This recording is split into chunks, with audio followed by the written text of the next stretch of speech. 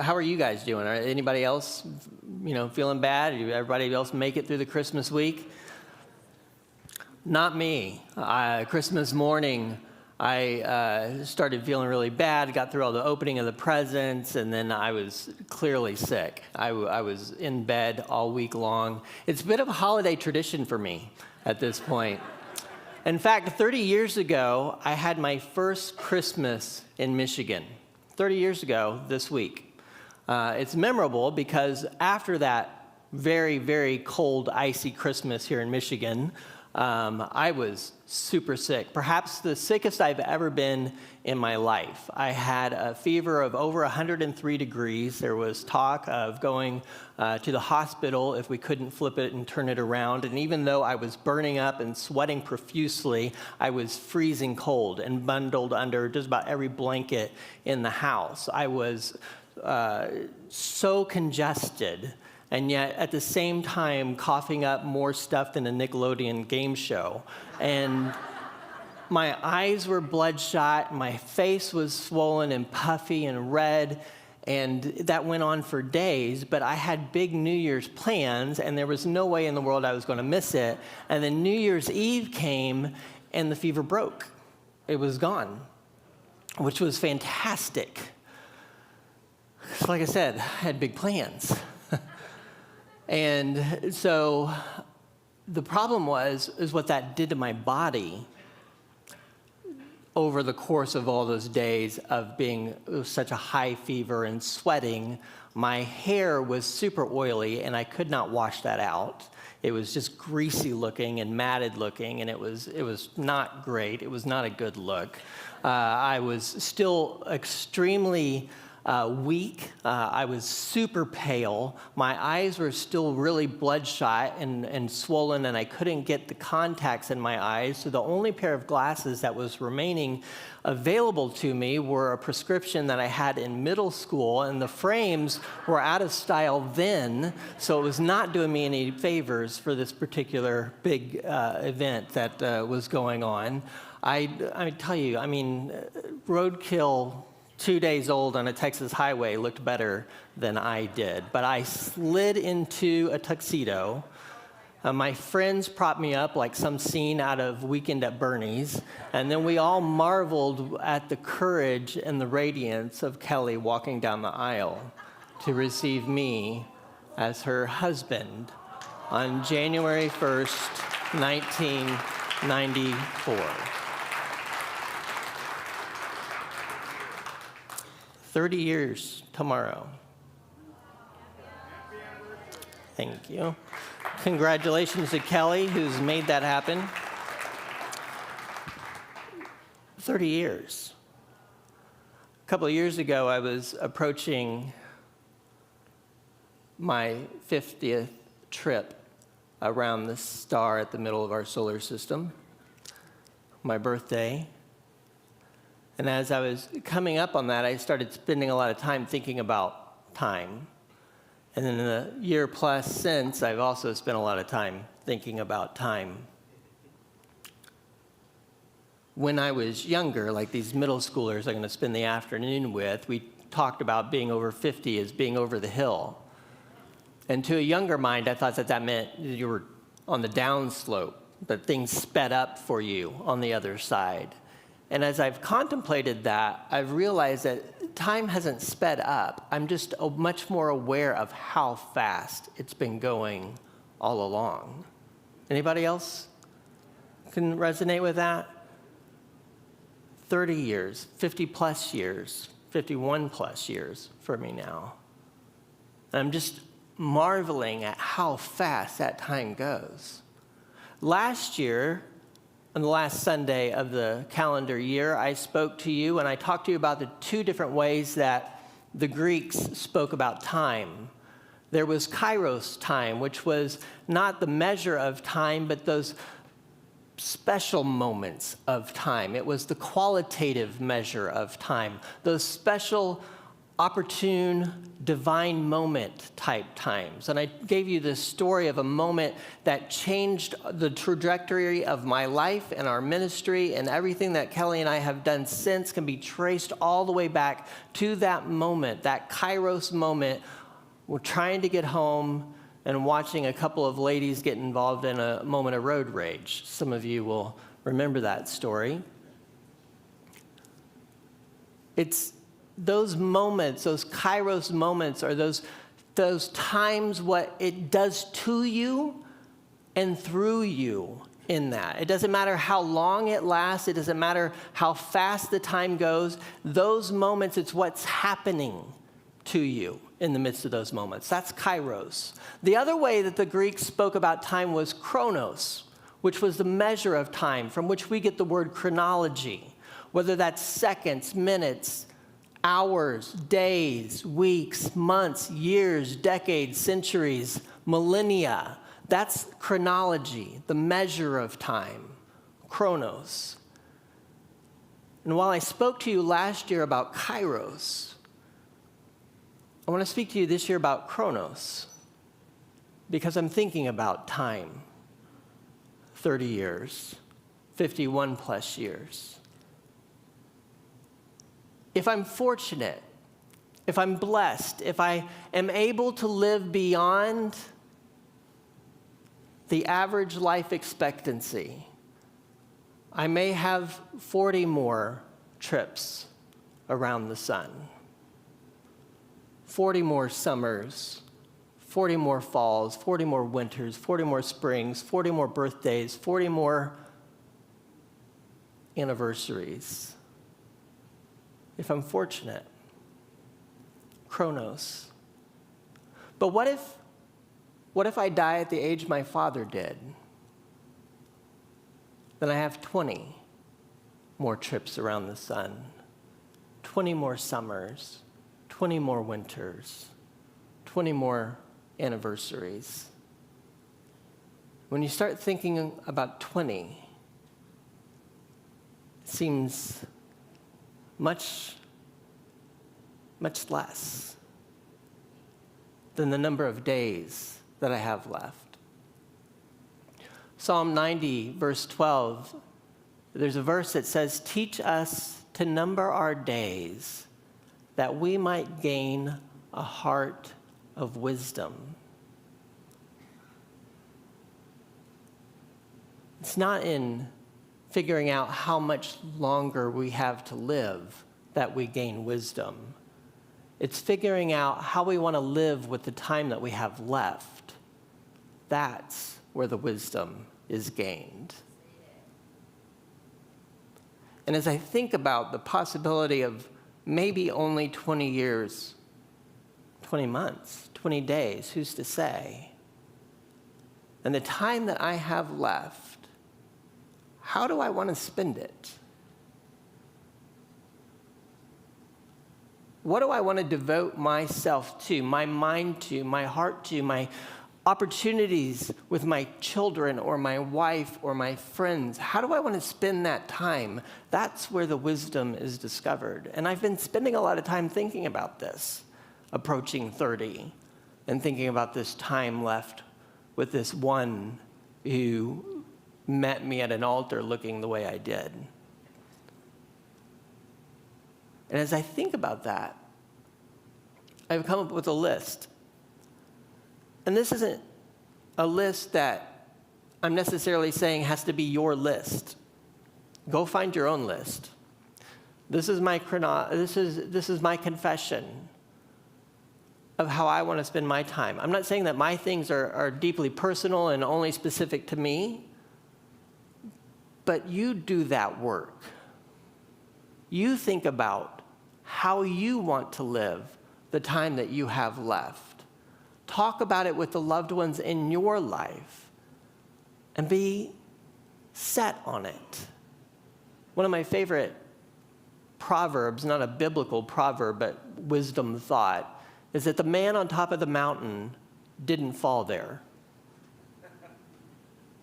There was a plan. There was an effort. There was a step after step after step.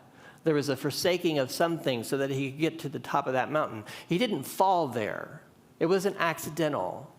And I think that what happens within youth is that we spend so much of our life thinking, oh, we've got so much time.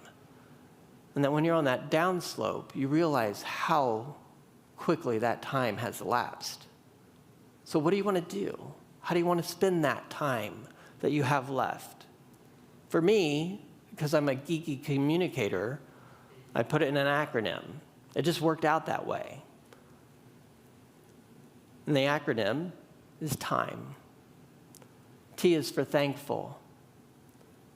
A few weeks ago, I had a mock Thanksgiving dinner set up here, and I used the elements of a meal to be able to portray to you some metaphors that we should carry into the holiday season. And the first of that main course, as I cut into the rotisserie chicken that was supposed to look like a turkey, was gratitude, thankfulness. That it wasn't just for that week of Thanksgiving, that it should carry us within the holiday. And as I thought about that and as I prepared that message, I started thinking a lot about this message and what I'm trying to do with my life over the time that I have left.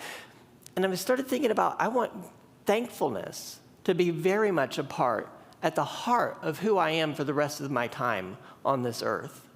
Because it is so easy to be negative, and our culture is so easy and so quick to complain. It's so easy to find an opportunity to rant and to rage against all the different things that are going on that are unfair and wrong within the world in which we live, about politics, about society, about the economy, and all kinds of other different things. And it's not that I don't want to be involved in fixing those injustices, because justice is very much a part of who I am, and it's a part of my DNA, but I don't want to spend all that time complaining.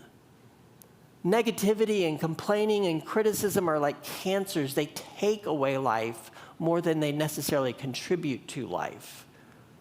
And like cancer, some of the most exciting research that I've read over the last couple of years as I begin to think about things that may affect me in my future, some of the most exciting research that has came out is this CRISPR research, which they're actually finding ways to be able to go in and rewrite the genetic code of the cancer cells so that it will either terminate the life of those cells or contribute to the life rather than take from the life.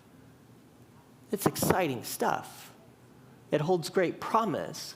They're seeing these things where if they change the way these cells think about who they are and what they're supposed to do, that it could turn the direction of cancer within a body. And I think that thankfulness is that opportunity to rewrite what we would otherwise complain about. In that message in November that I gave you, I talked to you about Matthew Henry, who took an opportunity to think about being robbed and the scripture that says, give thanks in all circumstances. And he wrestled with, how can I give thanks for being robbed? And he came up with a list that led him to have a place of compassion toward the very individual who robbed him, as well as gratitude for what God had done to him in changing his perspective about that moment.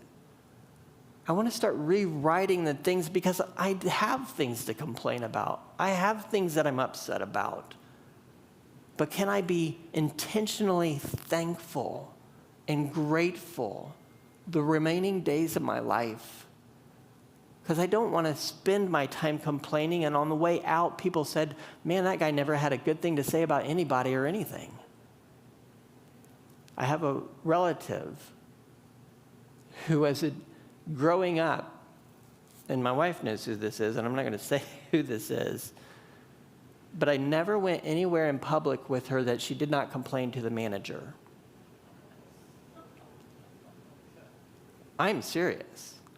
I got to the point that when we married, I promised I would never, ever go out in public with her again. Because it just makes you shrink and die inside when you're around that much negativity. And at the end of her life, towards the end, she came to visit us.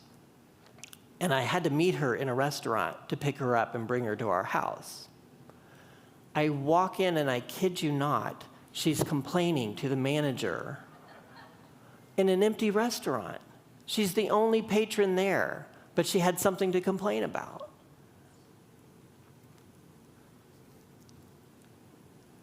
"20 more trips around the sun. Do I want to spend it like that? Or do I want to spend it like Thanksgiving Day, with a heart of gratitude with the people that I care about?" That's my T. I is intentional. This year, I stepped more into some responsibilities that Pastor Chris wanted me to be able to do coming on staff part-time, and that was being able to walk along some of the Orchard Grove family members in times of grief. And I conducted a couple of celebration of life services for families who lost loved ones this year, and one of them really changed me recently. I sat down with a woman named Dawn who had lost her husband in an accident, and learned about her husband Ron, and learned about his life, and learned about their life together and how they met and how they spent their time, and his life as a businessman and all the different things that he had done and all the things that he had accomplished. But it was his life socially, particularly intentionally, that I was really drawn to. When we came to the time of the service, it was standing room only in the funeral home. People had come from far and wide, from his business circles, from across the country, family members, and they had a time of open sharing. And during the sharing, everybody had something to say. And one person after another, a line of people, just gave these stories and told these moments of how Ron was there at their son's graduation party, how Ron was there at their retirement party, how Ron was there when their mother was sick, how Ron was there at the St. Patrick's Day party, how Ron was there at the Christmas party, or all the other different events and parties. Or how when Ron came to a convention and he knew that I was going to be there, he had a plan for us to be able to go and have dinner. And then if we went to go have dinner and when I'd say it was time to wrap up the night, he'd always say, "One more stop." And he always knew where to go on the way to my hotel. And we always had that one more memory together. Ron was intentional. You see, Wednesday or Thursday, without fail, he scoured Facebook. Looked for what people were doing on the weekend, looked for what was happening in their lives, looked what they were celebrating or what they were mourning or what they were grieving, and they made a plan to go Saturday and Sunday to as many of those events as they possibly could. Didn't matter if it was across the state or across town, they were showing up, and then they were spending some time with those friends, and then they were off to the next one. He had childhood friends at his funeral. And I listened to that. And I thought about the people in my life who we always say, "Hey, let's get together sometime." Or "Let's do that. Let's meet again soon."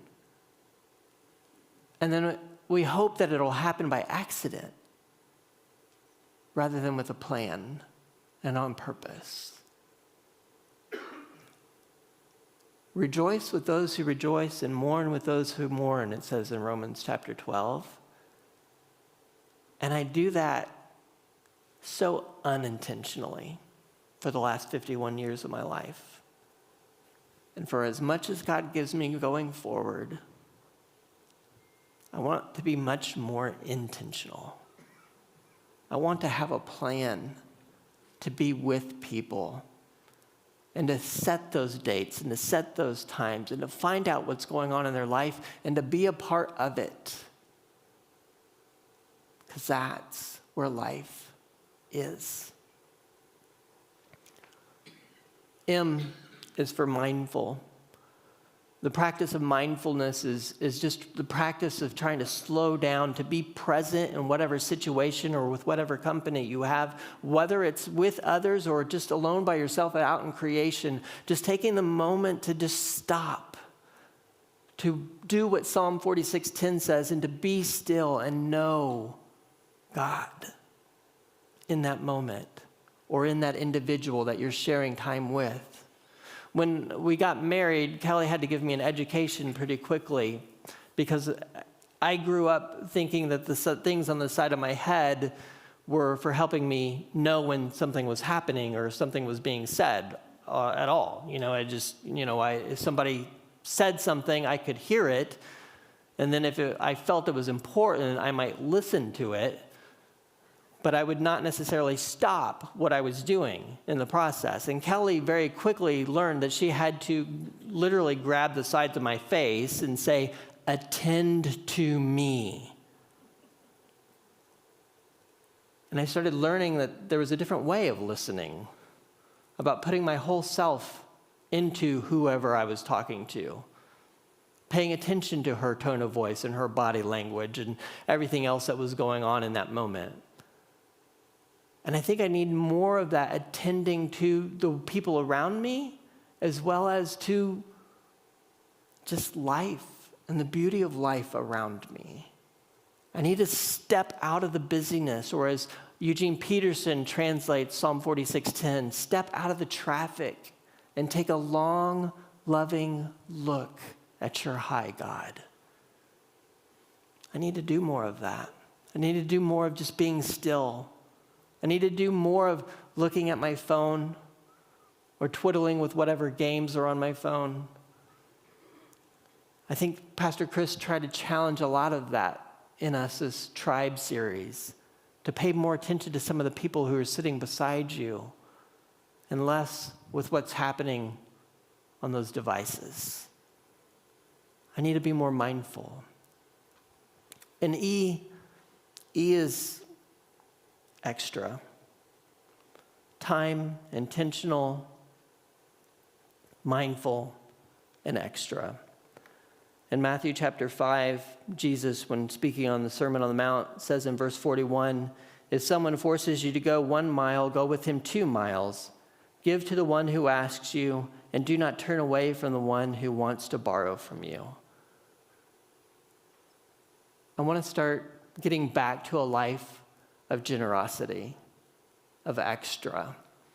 I did a lot of this prior to us leaving and serving internationally, but since we've come back, there was so much that we gave up over and over again. 3 times in a 10-year period, we sold everything that we had to be able to do what we had to do.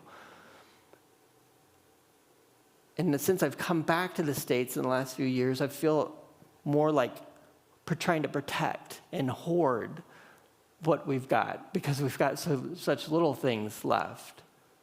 But there was a time in our lives before we left and while we served internationally, where if you said you liked my shirt, I gave you my shirt. I mean, I did. I would take it off and I would put on a different shirt, and I would give you the shirt that you said that you liked. I gave away a car. In fact, it was my dream car that I had received, because there was a kid who needed a car with a little bit higher suspension, so as he took care of his mom, he could get her in and out of it easier to get to the hospital, and he didn't have the money and resources to get a car, and I gave him a car. I gave the socks that I was wearing to a man that was homeless in Atlanta because he needed socks and his feet were badly blistered. I had no socks and no means of being able to go get more socks. So I just stopped and took off my shoes and socks and I gave it to him. There's so many different stories that I have of going the extra mile in the moment prior to us coming back. And I have very few of those moments since we came back to the U.S. And I know that as I spend the rest of my life on this earth, extra definitely needs to be a part of it again. Because this is what separates religion from faith in Jesus, I think. As Jesus was one who taught us to give a little more time, to go a little further to the person in need, to take a moment to touch the untouchable, to grieve with the grieving and rejoice with the rejoicing. A little extra. Again, I'm not telling you that this should be your mandate for 2024 and beyond. I'm telling you to do the work of Psalm 90:12. Number your days. What is the wise path for you going forward? How do you want to spend your life with your loved ones, your friends, your family? Don't take it for granted. Don't think it happens by accident. Make the plan and step into 2024 committed with one another to living a life that reflects the goodness we want to see in the world.